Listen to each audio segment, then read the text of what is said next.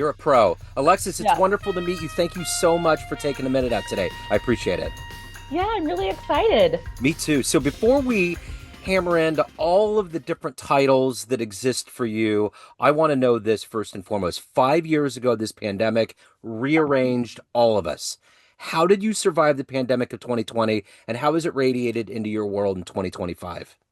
Oof, great. Great. Let's just kick it off. Let's just go deep, right Just away. we're going right in there. I'm in the morning right now, so this is my cup of coffee. Yeah. And also, this is a CBD drink. This is not alcohol, okay? But Okay. I like to think that I'm fancy because I work from home. So I always put my beverages in wine glasses Oh because yeah. why not? That's great. Yeah, I love it. Yeah. So let's talk about COVID and let's talk about the 2 years. I would actually, let's say, the 1 year that completely changed my life. So, before COVID and like leading up to COVID, I was running a nationwide character entertainment company. I basically was providing princesses and superheroes and Santa and the Easter Bunny for events happening all over the country. I had a team of over 125 independent contractors. I had three branch managers, and I was scaling my business by 130% every single year while traveling the world house and pet sitting. And if you see a cat run through the back of the screen, it's because I'm still current house and pet sitting. I've been doing it for 7 years. Yeah. It's a great way to travel for free. Yeah. Now, when COVID happened, I was actually in New Zealand and I got on the last flight from New Zealand back to the States. Right around that time, I also experienced massive heartache in relationships. I experienced betrayal in my business. I had my branch manager try and steal everything from me. I experienced defamation of character from some of my performers. And the stress was so intense because obviously I've been traveling the world full time at this point. So I had to move back home to my mom's because I didn't actually have a place to live and nobody was doing house and pet sitting. So I moved back home to my mom's, and within like 2 days of being back in the States and being back home, I got facial shingles in my mouth and across my face. Yeah. And, So that was traumatic. And yeah. me being who I am as a person, I was trying to, not do any medications. They wanted to put me on steroids because I went into the hospital multiple times and they were like, this is the worst case of shingles I've ever seen in my life. And what's the number one side effect of facial shingles is permanent facial paralysis. And I had built an entire career off of performing, right? Modeling, acting, performing. So I was really scared. I was really scared because everything that I had built my identity on, my business, traveling the world, I was really happy with my looks at that time. I was going to the gym, I was doing all the stuff. I had breast implants, and I had built my identity on being this powerhouse woman, this beautiful woman who, used to be bullied as a kid, but, changed her life and became this starlet that was providing opportunities and making magic in the world. And when all of that was stripped away, the traveling was stripped away, my business was stripped away, my looks were stripped away. I also got breast implants breast implant illness within 2 months after the shingles, which is what caused the shingles. Breast implant illness is now officially recognized by the FDA. They allowed me to get breast implants when I was 20 years old. It was a decision made out of insecurity. After 10 years, I started losing my vision. My hair started falling out. I started having hormonal imbalances. And keep in mind, I'm only 29 at this point. And everything was taken away from me in literally a 6 month time frame. And I had to sit with that. And I had to say, who am I outside of this entire identity, all of these external circumstances and validation that I have built myself to be, this platform that I've been standing on? And when all of that was stripped away, I came to the beautiful but very difficult realization that none of that defined me. My looks didn't define me. My career didn't define me. I had nothing to prove. I was worthy of love and acceptance and success simply because of who I am as a person.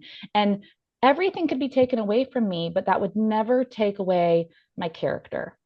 And so I started building with intention. I decided to be the change I wish to see in the world, to build a community that would impact others and help them with their self esteem and making them feel more confident in success in business.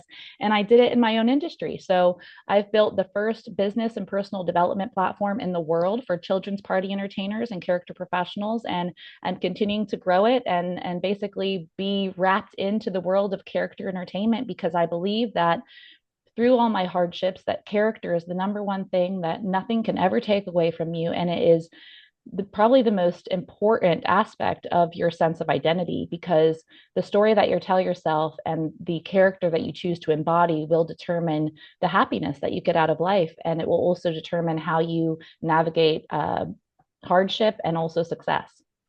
So do you ever look at going through this as harrowing as it was, as something that was a gift that allowed you to get to the marrow of what you needed to figure out on your journey? Oh, yes, because I always like to say that I had the perfect amount of trauma to become who I am today, and also the perfect amount of trauma to be able to relate to people in a way that where people feel understood and seen by me. Because if I could experience things like that, if I could experience being bullied and outcast and having everything taken away from me and having people lie about my character, if I could experience all these setbacks and I could still overcome them and I could still be proud of the woman I am today, then they can also feel inspired to overcome whatever they might be dealing with as well. So what did you want to be when you were a kid? What was your dream? Free. I wanted to be free. I looked up to people like Mary-Kate and Ashley and Hilary Duff. They were my role models, as well as many Disney princesses. I had a young mom. She was only 19 when she had me. So I grew up in front of the TV and I saw all these people out there living these incredible lives and traveling and making a positive impact in the world and having happiness and fulfillment. And that wasn't necessarily what I saw as far as my family dynamics and the society that I was surrounded by as a child. You know, I saw struggling and I saw financial limitations and I saw, drama and unhappiness and toxicity. And I thought to myself, if people on the screen, if these people could achieve this level of happiness, instead of me saying, well, why not me? Why don't I have a rich family? Why can't I travel the world? Why don't we go on family vacations? Instead of me using it as ammunition to fuel my feeling of lack and my feeling like I wasn't good enough, instead of that, I decided to use it as ammunition to fuel my belief in what was possible for me. So, who was that inspirational force that allowed you to get to that point? Because I understand what you're saying. When you come from a lineage, a family lineage where there's nothing in there, not even a college degree or any kind of ambition, you get stuck in that limiting world and you have to find a way out of it. Who was that? What was that? What was the portal that you jumped into that said, I feel the light finally? Joe, I can genuinely say that it's the craziest, most spiritual experience I ever had. When I was 18 years old, I graduated at 17, so I'd been out of school for about a year and I was really unhappy. I was overweight. I remember I dyed my hair black, I was not happy with myself. I was working all these crappy jobs, telemarketing and working in fast food and being a waitress. And I had a dream. And I'm not even gonna lie. One night, overnight, I had a dream, and a voice came to me in the dream, and it said, if you do not change, if you don't radically change the course of the direction of your life right now, you are going to end up just like your family. And the next morning, I woke up and I was like, okay, we have to change this because we know that that's not our path. Within 3 months, I lost 40 pounds. I started working out. I gave up cigarettes. I cut my hair off and let my natural hair color grow back out. I went back blonde, which is what my hair color was as a child. And I broke up out of my 2 year relationship. And I started calling in the desire that I wanted to see.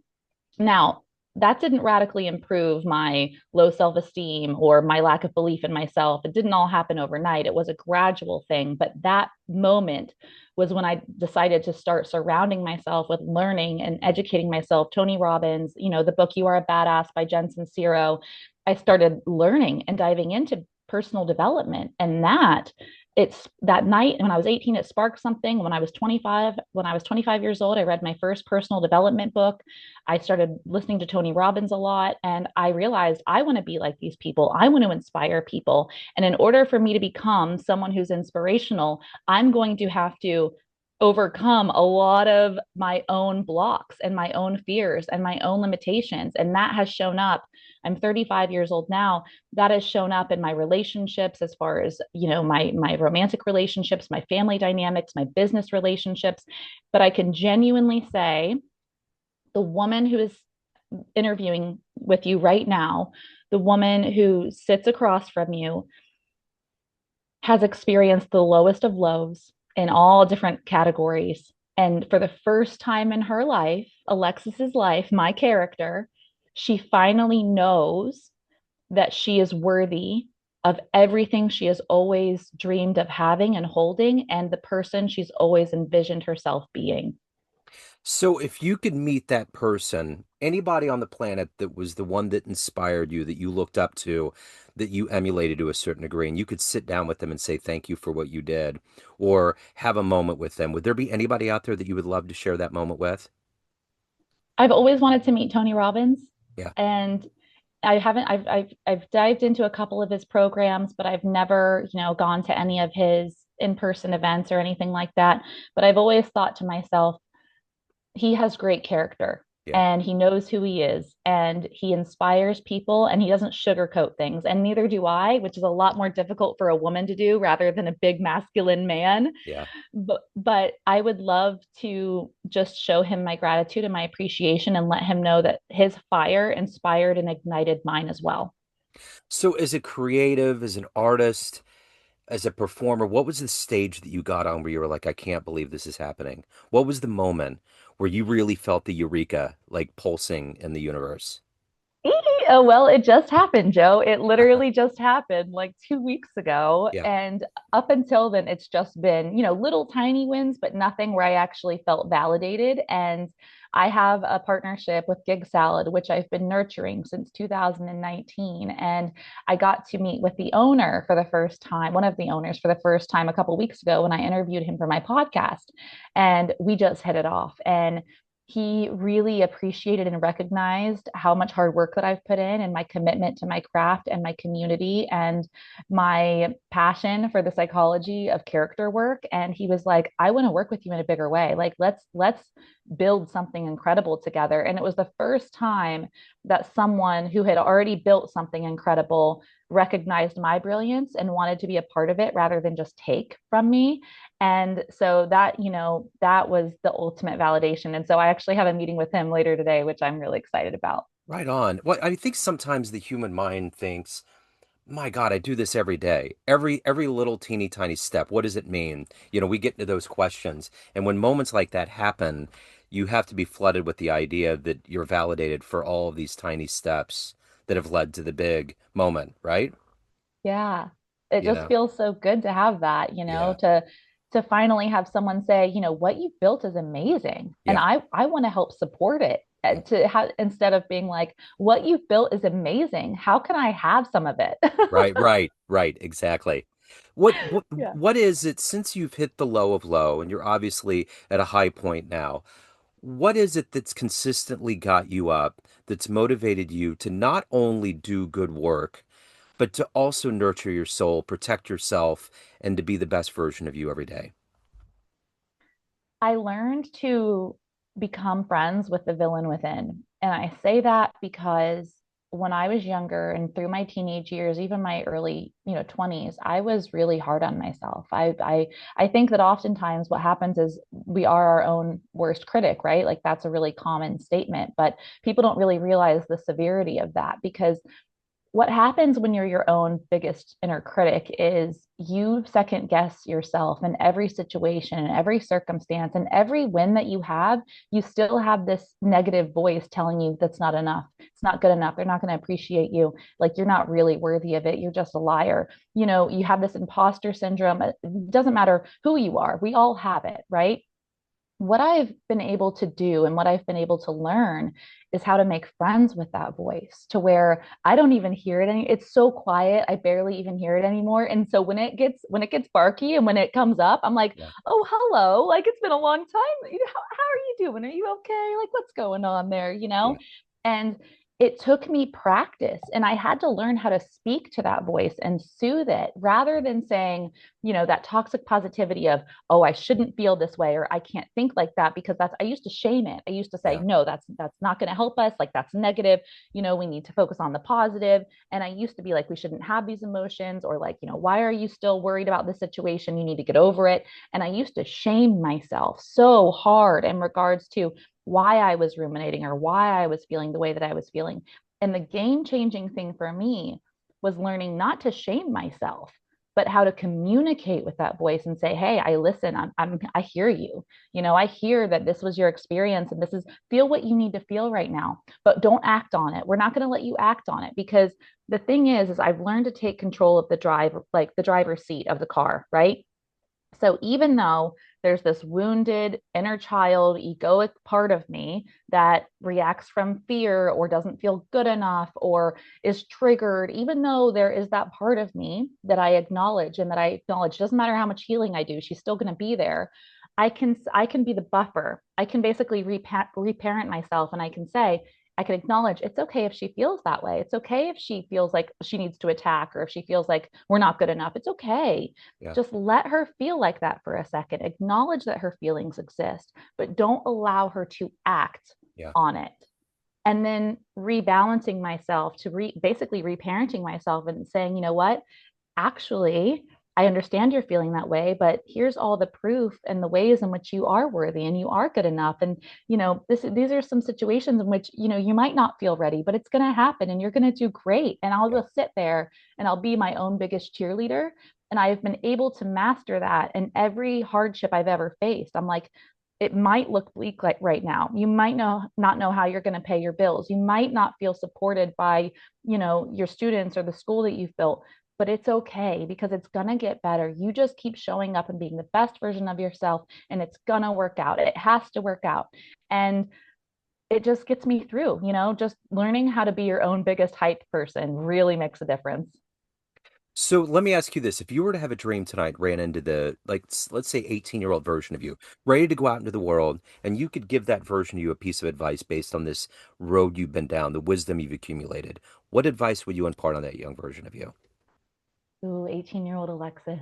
Wow. I would tell her, I would actually probably be really simple because this isn't the first time that I've actually been able to connect with different versions of myself on different timelines. I'm very into quantum physics. That's for a different conversation. But I would tell her, you're going to do great things, kid. Keep going, keep learning, keep growing, keep failing forwards. You're going to do great things because when I was 10 years old and I was an overweight child, I was bullied, I felt very outcasted, and that's a story for another time. But when I was 10 years old, I used to wrap my body up in duct tape in order to try and be skinnier.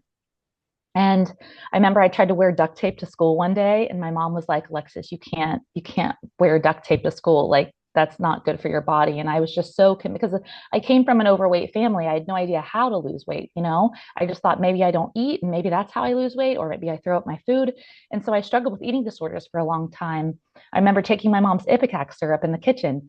And I used to wrap my body in duct tape. And I remember me and my mom went to Barnes and Noble one day and there was a spell book. And because I've always been interested in characters, this was around the time of Casper Meets Wendy and Sabrina the Teenage Witch. And I Yeah. actually got to work with Melissa Joan Hart, which is amazing. So I saw this, it was a pink book and it said A Girl's Guide to Spells. And I remember getting it off the shelf and I remember flipping through it. And I remember there was a wish spell in there. And I was so excited because I was like, oh my gosh, this is it. This is when it's gonna happen. Like I'm gonna make a wish and it's gonna come true and I'm gonna feel popular and pretty and accepted. And I begged my mom to buy me this like $20 book from Barnes and Noble. And she bought it for me. And I was like, Mom, I have to do this wish spell tonight. Like, I need all the materials. And she bought me the poster board and the finger paint and Wow.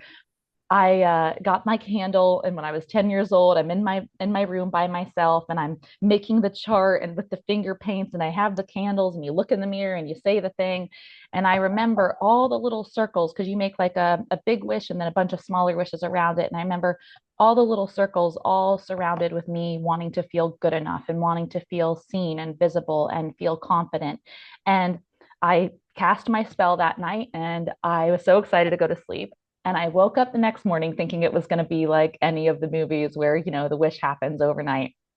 And I woke up and I jumped off my bed and I looked in the mirror and I was still the same person. And I'm getting like choked up talking about this, but I was still the same little girl and I hadn't lost any weight. And I remember looking in the mirror and I remember just being so sad. And in that moment, it was really cool because I was making eye contact with myself and I started crying. And in a flash, Joe, Yeah. in a flash, I saw the woman that I would become when I was like in my late 20s, when I was like 27. Yep. And she just looked at me and we made eye contact and she didn't say anything, but I saw the woman that I would become. And in that moment, I just felt comforted and I felt so much relief. And I Yeah. didn't know how I was going to get there, but I knew I would eventually get there. And when I was 27 years old, I remember I was doing my hair one day and I was looking in the mirror and I was feeling really confident. And I remembered when I was looking in the mirror, I was finally that version of me. Yep. And I can remember looking back at the 10-year-old version of me and having that moment. And it was like deja vu where it all came together and it all Yeah. clicked and it was amazing. That's cool because we do have to do that. We have to revisit that younger part of ourselves because we don't want to stray too far away. Because as adults, we put all these fences and all these things. Like there was a poet that once said, "We're born geniuses and buried idiots." And it's like once you realize that you can tap into that version of you and celebrate who you are, it just validates. It's that Maslow self-actualized kind of notion of what we're trying to do with our lives. So, in light of that, of everything that you've done, and more importantly, evolved to through all the lows and highs, what are you ultimately the proudest of? Ooh, I'm really proud of Alexis. I'm really proud of the version of myself that I've created and the version of me that inspires thousands of people around the world to be their more authentic selves and to connect with their inner child. Like I believe that our secret superpower relies in us reconnecting with the child version of ourselves and remembering that that's where our strength comes from. That's where all of our magic comes from. And so Yeah, my entire life's mission revolves around character work. Everything from my school, I have a company called the Company with Character, where I help companies create their own licensed characters that help communicate their mission and vision and morals and ethics and impact to their audience. And I also have a little bear that I travel around the world with, and I write children's books about it. So my entire life is built on character, and I'm really proud that I believe that I'm one of the very few people in the world who specifically specialize in character work and in that specific field. And I'm just honored to be able to say that not only do I work in that field, but I embody it on a daily basis.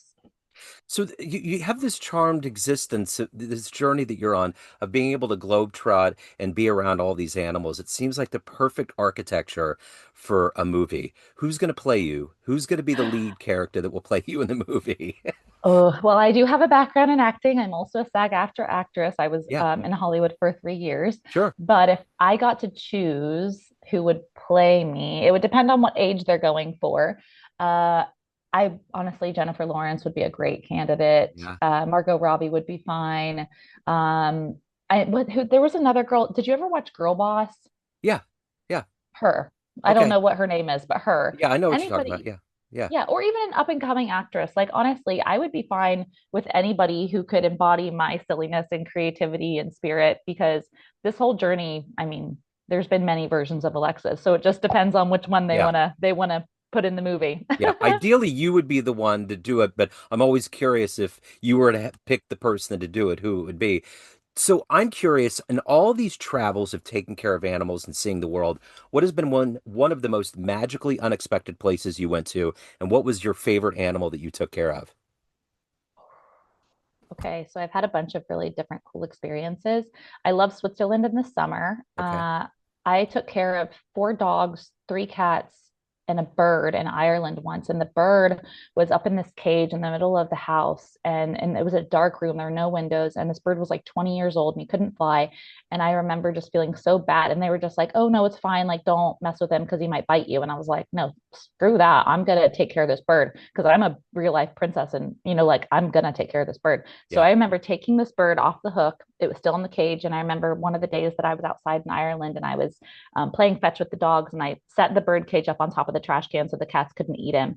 And the sun was shining. And he just like was so happy. It was one of those birds with the little red circle cheeks. Yeah.